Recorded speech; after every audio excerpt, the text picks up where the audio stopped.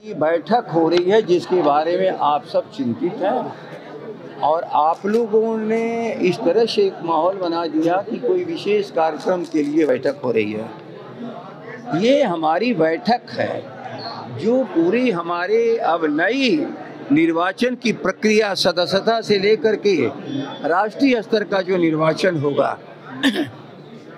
संविधान हमारा है और संविधान के आधार पर ही सभी लोग चलते हैं और संविधान की स्वीकृति व्यक्ति नहीं देता, कार्यकारिणी नहीं देती, जो हमारी राष्ट्रीय परिषद है वो देती है। और राष्ट्रीय परिषद सर्वोच्च संस्था है जो निर्वाचित होती है आम हमारे कार्यकर्ताओं के द्वारा। उसका कार्यक्रम कैसे तय हो? एक कार्यक्रम तय करने का राष्ट्रीय जनता दल के संविधान के अनुसार राष्ट्रीय कार्यकारिणी को है।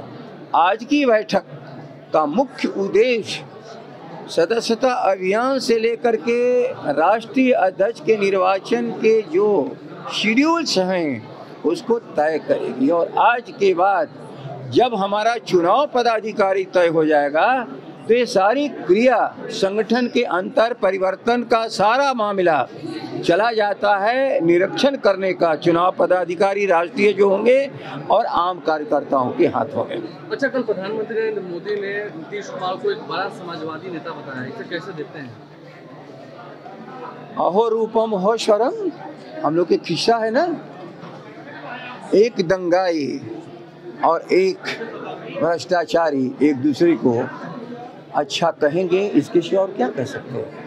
जगदाऊ आप फिर से प्रदेश अध्यक्ष बनने की इच्छा रखते हैं? मैंने तो कभी इसकी इच्छा प्रकट ही नहीं की और सचमुच ही ये जो पद है ऐसा नहीं है कि इस पद से मैं किसी छोटे पद पर रहा हूँ कि जिसे मेरा प्रमोशन हो गया हो, लेकिन दल का काम कार्य कोई छोटा नहीं होता और दलीय व्यवस्था के लिए जो व्यवस्था के संचालक तय कर दिए जाते हैं तो जो दल का सदस्य है उससे दूर नहीं भागता है।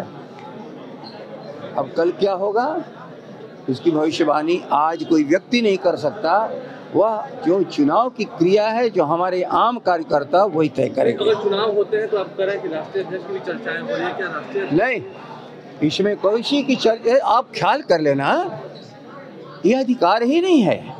यदि राष्ट्रीय कार्यकारिणी चाहे किसी को बदल देना 3 सालों के लिए संभव ही नहीं है, यह अधिकार नहीं है राष्ट्रीय जनता दल के संविधान के मुताबिक। एक ही चीज है, ये सारा अधिकार संविधान हमारे पार्टी का देता है आम कार्यकर्ताओं को और उसके लिए एक निर्वाचन पदाधिकारी उसी तरह होगा जो भारत की सरकार के चुनाव का अधिकार किसे प्राप्त होता है उसी तरह हमारे भी निर्वाचन पदाधिकारी के हाथों में होगा। अब ये निर्वाचन की प्रक्रिया जैसे शुरू हो गई, याद रखिए निर्वाचन की प्रक्रिया जब होती है लोकतांत्रिक व्यवस्था में तो अधिकांश व्यवस्थाएं चली जाती है निर्वाचन आयोग के हाथ में। उसी तरह ये जो निर्वाचन के लिए हमारे अधिकारी होंगे इनके हाथ में सारी व्यवस्था चली जाएगी, लेकिन निर्वाचन कराने का किसी को नॉमिनेट करने का नहीं। राष्ट्रीय अध्यक्ष बनने की प्रक्रिया कब तक पूरी हो जाएगी? करीब करीब जो हाँ तब मैं समझता हूँ वो कार्यक्रम तय होने के बाद पूरा कार्यक्रम शेड्यूल आपको मिल जाएगा, लेकिन आगामी अक्टूबर तक, इसलिए कि ये 22 और 25 का निर्वाचन है, 19 और 22 का खत्म हो चुका है, तो 22 के खत्म होने के बाद जो 22 और 25 का 3 साल का होगा वो मैंडेटरी है कि हम नए चुनाव को करा लें।